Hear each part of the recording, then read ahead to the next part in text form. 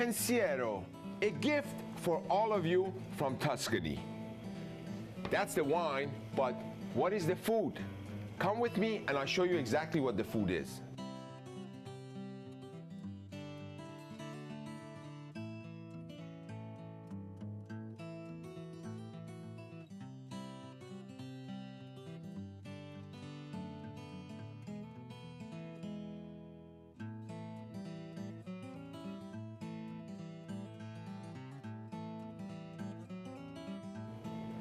Today is about a classic. Welcome everybody and welcome to our dinner bell. The classic that we all use, but some of us don't know how to make. I'm talking about a mother sauce called bechamel, or a cream or white sauce. Classic French cuisine, and what we're going to do, I'm going to show you the basics of how to make this sauce and how to make this sauce and maintain it in the freezer and use it when you wish. You have no more excuses not to make your mac and cheese from scratch. So what is in a bechamel? Bechamel is basically a roux or a thickening agent that has been created with the help of some butter and flour. Then as liquid, we're using milk. For flavor profiles, we're using bay leaf, a little bit of cloves and onion for that natural sweetness.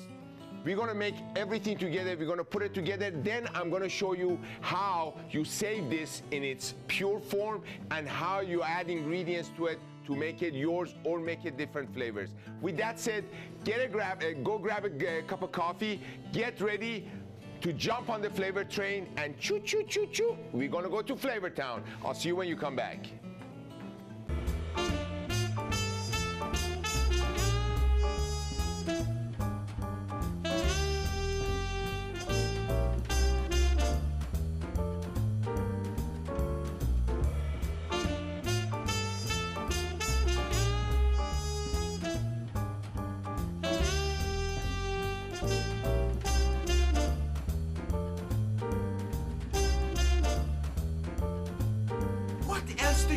From me.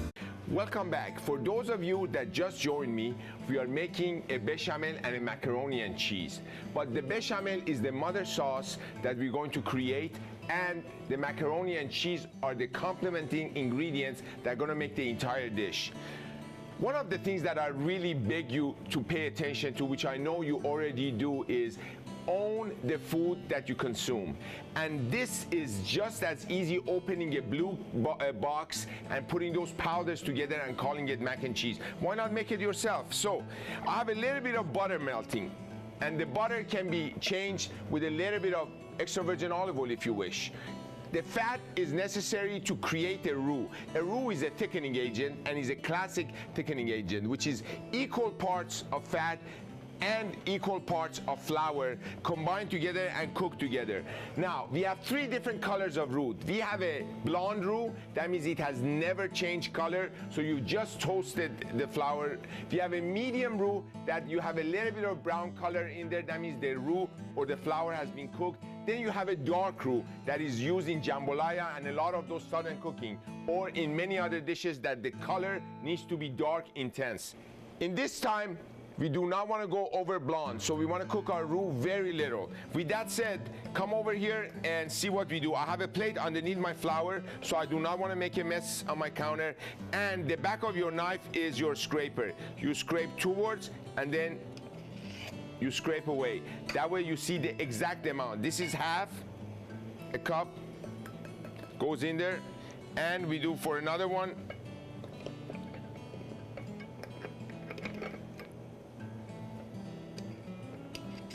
There is another half. So we got 1 cup of flour, everybody. For this amount, you need what? 1 cup of butter or extra virgin olive oil. I have half of butter. The rest, I want to use extra virgin olive oil. So as it's just warming up, we're going to add the olive oil. Perfect. This is not all for one application. You make this and you set it aside. Also, what do you do with the roux? You wrap it in a saran wrap and you have it in a Tupperware in your refrigerator. As you wish, you bring it out and you use it. You have no more excuse not to do things from scratch. Dedicate one day in doing things. and take those things that you've done in that day, maintain them, and use them as you go along. I'm going to increase heat a little bit. While I was measuring, I had the heat very low. Why? Because it was going to give me enough time and not have the chance to burn the roux. Now I am mixing everything together, and look what happened. We just created this paste that's a thickening agent. Now the roux is cooking here, and it needs a little bit more olive oil because I only put half of the amount that I needed to. We're going to add another half of that in here.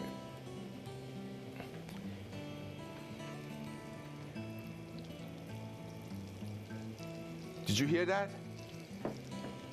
Did you hear that? A toasting is happening right now. We're toasting. Look at that. Look at those bubbles. You're toasting the flour. Get this beautiful blonde roux, and this is all we're gonna go. We're not gonna cook this anymore. So there's our roux. Meanwhile, I'm gonna put my strainer in here, and I'm gonna season it. I'm gonna season the water to what? To the taste of the sea. I want that much salt. That means you need to make sure that you have enough salt in there. We're gonna add some pure sea salt. The beauty of this dish is you can cook your macaroni in advance, but never rinse it under water. You can make your sauce in advance and freeze it. And whenever you want, you're gonna cook again, pull out the bechamel, let it cool down, and defrost, and then you cook it, and you're ready to go. Can you see this, everybody? This is the color that you want. That's a blonde roux right there. So we are done. The heat is off. The roux is relaxing. Now, come over here. Look at this beautiful baby macaronis. These are organic macaronis. What do I mean by that? Any organic pasta has the grains that you and I are okay with. They are not GMO treated, they're not genetically modified, and they're organic, so there are no pesticides on them. Again, these are things that really matter. I am going to season this mac and cheese with bacon. We all love bacon. And I'm going to use some of these jumbo shrimps in there as well. But as a mother sauce, you don't add any of those flavors to your bechamel when you're making it. You make the bechamel, you put it away, or you freeze it, and as you want it, you use it. Maybe you want to go to Greece, as I mentioned. You're going to make the moussaka. Maybe you're going to Italy, and you're going to make the lasagna. So that way your bechamel is pure. I have some Wisconsin cheddar cheese right here that we're going to use, and also have some cheese that is something that everybody thinks should come from Italy. No, we have an amazing Parmigiano or Parmesan from Wisconsin. That's another cheese that I'm going to use, and I have the bay leaf, I have the cloves, I have everything ready. When we come back, I'm going to put the sauce together, and you're going to see how fast we're going to put everything together and ready to eat. I'll see you when you come back.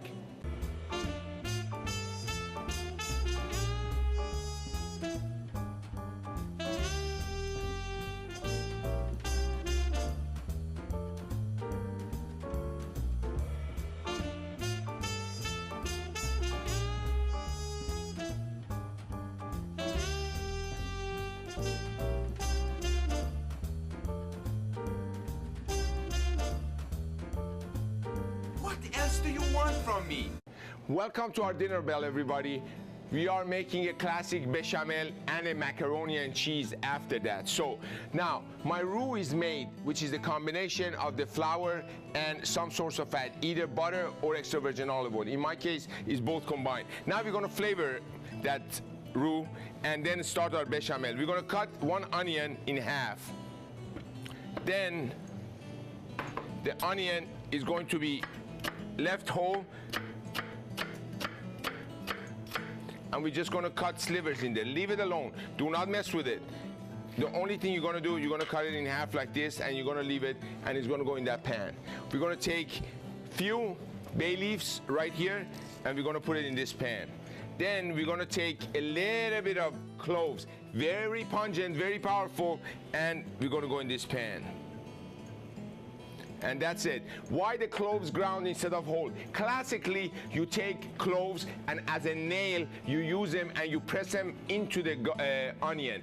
That needs to cook for a long time. You and I don't have the time these days. We need things a little bit faster. So now, the roux is warming up.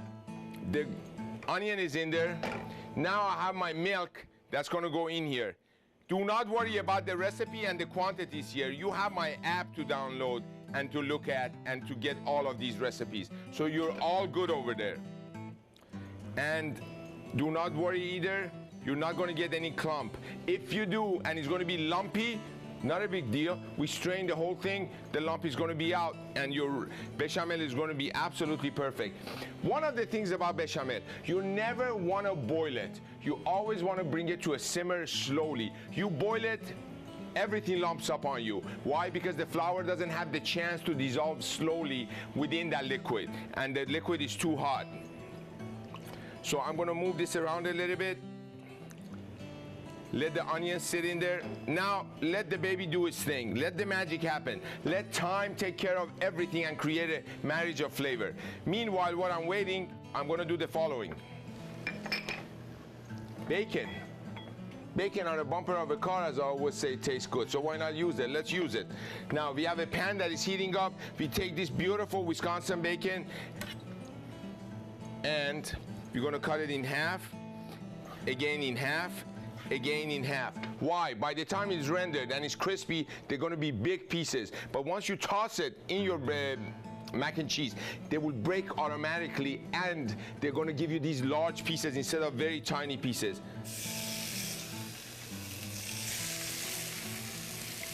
You don't need much fat here. The only fat you need is a little bit so that it would help the rendering process.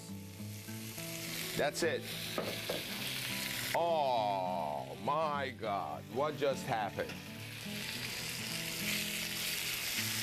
See, hot pan, cold oil, nothing sticks. I heated the pan and then added the bacon and nothing is gonna stick.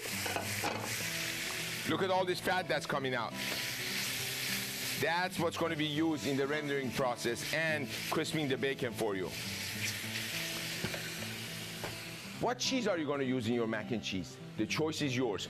For kids, for my children especially, I always use cheddar, Wisconsin cheddar, the best state for cheese, so why not use it? Wisconsin cheddar, why? Because that's the color that they're used to. If you want to introduce them to something else, it's got to be done through another process. Give them what they can relate to. Parmigiano, the best Parmesan that I have tasted. You have the Grana Padano that I use, you have the Parmigiano Reggiano that I use, but we have amazing Wisconsin Parmesan, absolutely amazing. So what I'm going to do is, I'm going to use this Parmesan for a flavor. Dry cheeses and a little bit more moist cheeses are completely different flavors.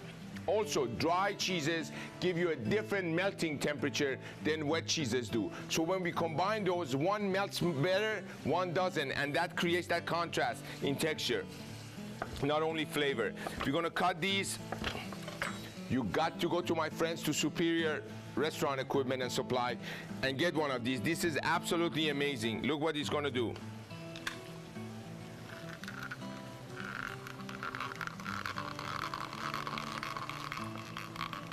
All the hard work is done. Look at that. Now it's just beautiful. You don't worry about taking that last piece off. There's nothing left, no waste. We're gonna do one more here. Look at that. This is gonna be so easy to melt. It's gonna be absolutely amazing. And you have your broiler on by any chance? I have mine on. That's because the mac and cheese is gonna go underneath there to get this beautiful crust.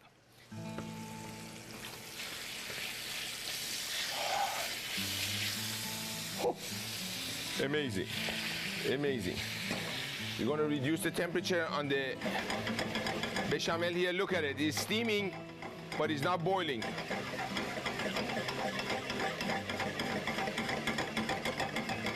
Beautiful.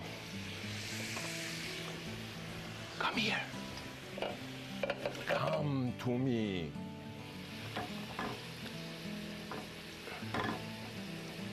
Okay. Beautiful. Let's see where our pasta stands. Now, all of you at home, we start freaking out when the pasta is cooked and the rest of the food is not ready. This has got to be done on purpose so you see this. The minute you see the pasta at the level where you think it's done, first of all, we're going to do a quick test. It is 3/4 way cooked. Now what I'm going to do is this. Pull it out. Bring some of the water, place it in a plate. Look at this. Drizzle of extra virgin olive oil. Quick toss. Don't do this at home. I'm a professional. Let it cool down. There's your pasta. Now, when you want to warm this up, you warm it up in that same water, put it back in your sausage, you just made it. And you don't have to worry about it overcooking. The only thing that I want you to do once in a while is just go over here and move it around so that it doesn't stick and clump up on you. That's all. This is the beauty of this way of cooking pasta. You can do it the day before. Keep that water on the side and don't throw it away. Warm it up the next day, redo your pasta in there, and it's like you just did it. Because that way, one of the issues with cooking pasta, you have to remember, pasta can't wait for anything. Everything else can wait for pasta. So we are getting this beautiful bacon rendered. Look at how much fat we have in the bottom of this pan now. That's all the bacon yum yums. If all of you were with me here, you would see this bacon is reacting and acting completely different. There is not that intense fake smoke flavor. There's not that intense bubbles that are going on in the bottom of the pan due to the sodium nitrates. So it's absolutely amazing. Pancetta is the same as this, except it hasn't gone through the smoking process. So if you want to use pancetta, do so. If you don't want to use bacon, don't do. I am going to do one quick thing, and that is, can you come with me to the refrigerator, please? Come. Shrimp. And what am I going to do with the shrimp? I'm going to place it inside the bacon and allow it to cook together. Look at this. Look how crispy it's getting. And as the shrimp is cooking, my bechamel is ready. As the shrimp is cooking, it's absorbing all the beautiful bacon flavors. Remember, the minute you see this shrimp changing color, doesn't mean that it's done. That means the exterior temperature is changing. When the tail and the head of the shrimp get closer and closer and touch, that means the muscle is cooked. That's what it means. That's the thing that I want you to remember when you're cooking shrimp. We are done here.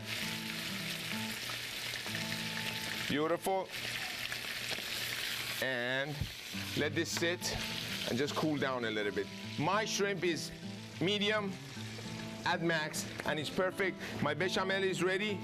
And when we come back, I'll put this whole thing together. It's coming out of the oven, and we're gonna have some beautiful yum yums with a glass of Pinot Grigio from my friends under the Tuscan sun. I'll see you when you come back.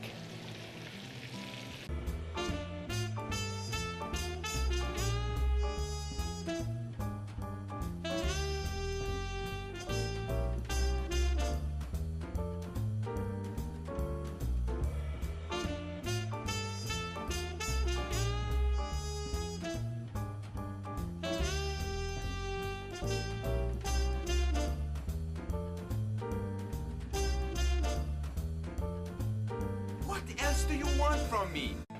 Welcome back, everybody. We are right at the end of this amazing show of bechamel, macaroni, and cheese. Our bechamel is beautiful at the right consistency. Look at that right here. I'm going to whisk in my cheddar, and I'm going to keep my Parmesan for the end just to put it on top. Look at this pan. Those are all beautiful yum yums that we cooked what in? The shrimp and the bacon, right? I'm not going to waste that. I'm going to take some of this pasta water and bring it over and put the pasta back, let it finish cooking. And what's going to happen now, all of those beautiful flavors that are sticking to the bottom, or they're gonna come back into the party. Look at it, it's all cleaning up. Look at that. Look at that. And then what are you gonna do with this? We're gonna reduce this even more, and we're gonna add it to the beautiful macaroni and cheese that's supposed to have bacon in it. If you have the bacon, the shrimp is gonna go in here as well. We're gonna move this around. Oh boy. Oh boy. You guys, look at that pan. What we started with, and look what's left. All of this is gonna come in here.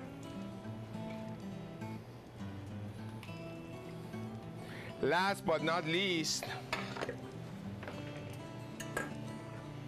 we're gonna bring the pasta.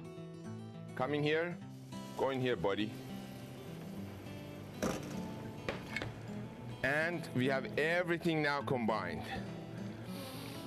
Oh, amazing, absolutely amazing. You know, notice I only had salt in there, water for the pasta. So I'm gonna add a little bit of white pepper here, which is the black peppercorn with the exterior skin removed. Notice I repeat these things every time I'm cooking for you, because I want you to remember all of these things, and I want it to stay with you. And now, please, I beg of you, all of you, drool responsibly. We have this beautiful mac and cheese that's going to be done here, and it's already done. Look at this. I amaze myself. Look at this.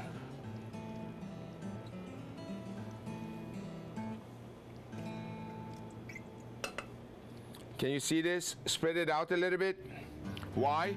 Because we're going to take the rest of the Parmigiano and we're going to sprinkle it on top. This is the beauty of this Parmesan. It is dry and it's going to get all beautiful and gooey and brown for you.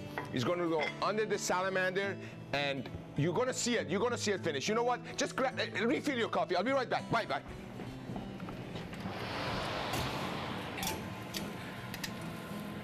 Oh, oh my God. Oh my God. Oh my God. Oh my God. Look at this. Look at this. Look what you have just created with me. All of you. You see this? You see this? You see this? Have a great week. Cook with love. Cook because you love to cook. Manifest your love for life through food. And I'll see you next week on our dinner bell. I gotta eat some mac and cheese with jumbo shrimp and bacon. You drooling? Huh? I'll see you.